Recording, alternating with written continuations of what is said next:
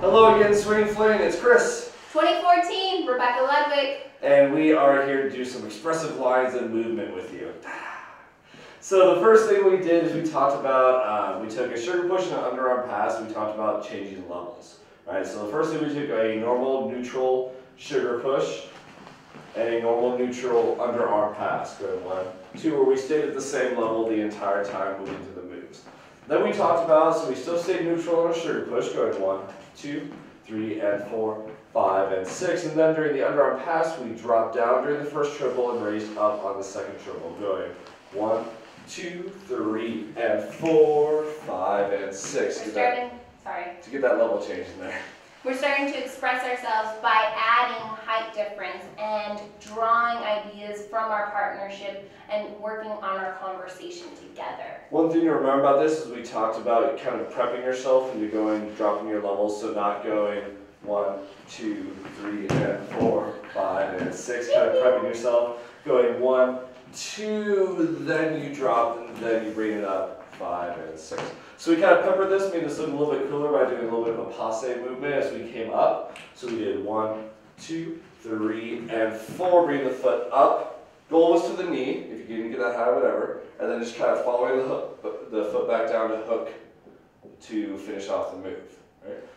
So making sure that when you're turning, you're under rotating, and then this is helping your follower connect with you. This is a visual lead. It does not mean that you are taking her and turning her body and then opening up her leg to get her passe. You can't do that. You have no mind control there. So as we came through the underarm, went 1, 2, 3, and 4, passe, and yeah, settle. I can do that. From here, we did a open break. We've now talked about accelerating and deceleration, so expression through the speed of your movement.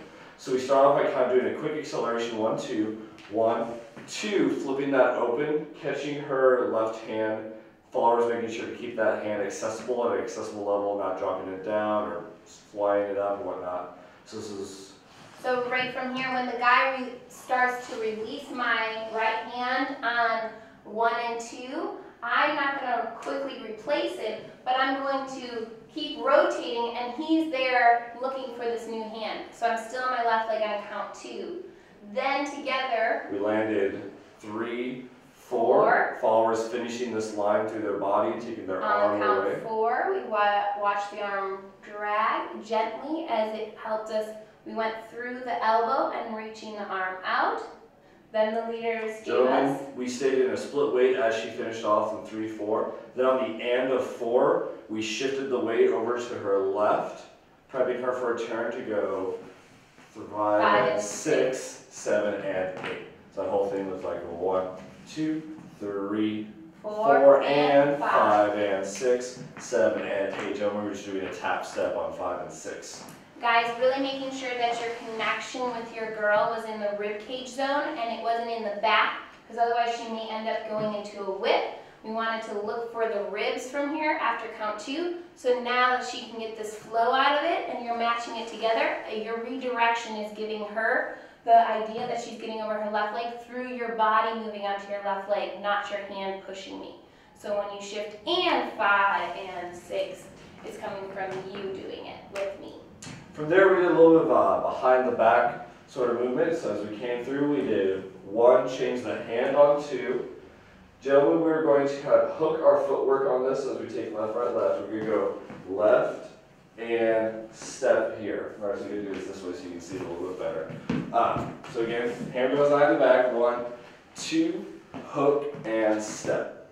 For followers, we did a cross behind as well with our right foot, so we could come around our leader. We went through this. We went 1, 2, right foot went back and point. From here, I'm starting to look for, again, that little bit of tone, a little bit of tension, creating some distance. That helps if the leader is giving it equally as well. From there, we shifted onto our right leg on and with our leader rounding us through it. All right, leaders, making sure you're turning your body to shift her, not trying to pull her down the slot as you do so. And when we collected, we aren't going to try and back away from our partnership followers. We're going to replace our foot right where it was on our right foot on count 4 and 5, 6. We're closing 2 steps. What you want to do is facing the camera this way. So as you can see, as we come through 1, 2, 3, and 4, and shifting the weight 5 and 6, finishing that off. So when we finish it off with a sugar push, just to finish our phrase, whole thing ends up looking like this. 1, 2, 3, and 4. Underarm posture. 1, 2, 3, and 4. Lift up and 6. Open break. 2, 3, 4, and 5, and 6. 7 behind the back. And a 1, 2, 3, and 4, 5, and sugar push. 1, 2, 3, and 4, 5, and 6. We also mentioned how you can play with the level changes in any parts of those moves or in any of your moves in general. If you're looking for any more information from Kris and myself, you can find us at krswing.com. We have DVDs for sale, and we can't wait to see you all next year at Fling 2015. Mwah.